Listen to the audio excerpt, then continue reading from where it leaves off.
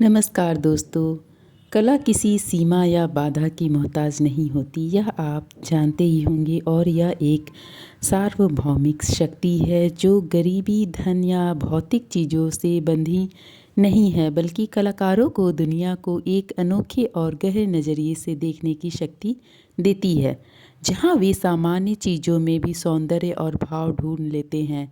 जैसे कला हर जगह कला देखती है, यह बताता है कि कलाकार के लिए कला का माध्यम और विषय कोई बाधा नहीं बनता, बल्कि हर पल कला का अनुभव होता है। इसका मतलब यह है कि कला किसी विशेष व्यक्ति, स्थान या धन दौलत तक सीमित नहीं है, यह हर किसी के भीतर हो सकती है। कलाकारों की दृष्टिकोण से हर चीज़ में कला दिखता है। यह तो बिल्कुल सही बात है। जैसा कि मैं अपने ऊपर ये चीज़ फ़ील करती हूँ, जहाँ मैं जिस भी चीज़ को देखती हूँ मुझे उसमें कुछ, जब मैं किसी भी चीज़ को देखती हूँ तो उसमें मुझे बहुत ही सुंदर सी कलाकृतियाँ और बहुत ही प्यारी प्यारी चीज़ें दिखाई देती हैं।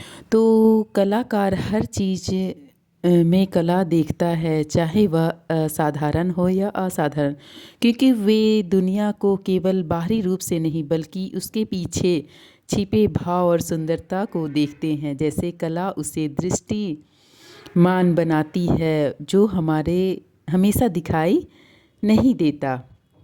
बाधाओं से परे कलाकारों के लिए कपड़े, गरीबी या पैसे जैसी भौतिक चीज़ें मायने नहीं रखती। ये केवल अपनी कला के माध्यम से अपनी भावनाओं को व्यक्त करते हैं और खुश रहते हैं।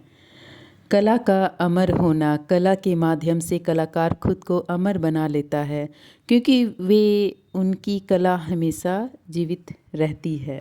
नदियों, तालाबों और बांधों के पानी को सुरक्षित रखने और उनकी सुंदरता बनाए रखने के लिए प्रदूषण को रोकना होगा। जैसा कि हम लोग जानते हैं, हर जगह पेड़ पौधे को काटा जा रहा है, बिल्डिंग बनाई जा रही है।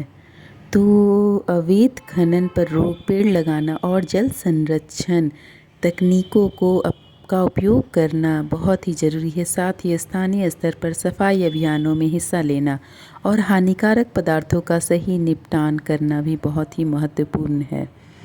घरेलू कचरा, प्लास्टिक और हानिकारक रसायन को नदियों, तालाबों में न जाने दें। इनका सही ढंग से नदियों की और तालाब जो डैम हैं उनकी सुरक्षा कर सकते हैं। पिकनिक स्पॉट पर साफ़ सफाई के लिए पहले से तैयारी करें, सामान ले जाए, मौके पर गंदगी न फैलाए। इस्तेमाल करने के बाद सारा कचरा उठाए, कचड़े बैग साथ ले जाए और उसी कूड़ेदान में डाले। यह स्वाभाविक है कि मनुष्य सुंदर चीज़ें की ओर आकर्षित होता है, उन्हें सहेज के रखते हैं और जो कम आकर्षण लगते हैं उन्हें छोड़ देते हैं। माइथन डैम की ये खूबसूरत तस्वीरें हैं जो कि मैं आप लोगों को दिखा रही हूँ दोस्तों। तो ये आपको वीडियो कैसी लगी कमेंट में ज़रूर बताइए, और आपको यह जानकारी अच्छी लगी हो तो वो भी कमेंट में बताइए। प्रकृति की सुंदरता उसकी अपनी खूबी है और उसे बिगाड़ना नहीं चाहिए। अगर उसे ठीक नहीं कर सकते तो उसे नुकसान पहुंचाने का भी हमें कोई हक नहीं है। इस विचार का समर्थन करने के लिए कई तरीके हैं जिसमें हम प्रकृति की रक्षा कर सकते हैं, जैसे पेड़ लगाना, पानी बचाना, प्रदूषण कम करना, जो हमें प्रकृति के साथ तालमेल बिठाकर एक अस्थायी जीवन शैली अपनाने की सीख देता है। सभी को सुंदरता बहुत अच्छी लगती है और लोग सुंदर चीज़ों को अपने पास रखना चाहते हैं, जबकि कम सुंदर या कुरूप चीज़ों को दूसरे को दे देते हैं। यह हमारी प्रवृत्ति, हमारी पसंद, मूल्य एवं भावनात्मक जुड़ाव को दर्शाती है, जिससे हम बाहरी सुंदरता को महत्व देते हैं, पर सच्ची सुंदरता और आंतरिक गुणों और ज्ञान में होती है, जिसे लोग उस पर ध्यान नहीं देते हैं।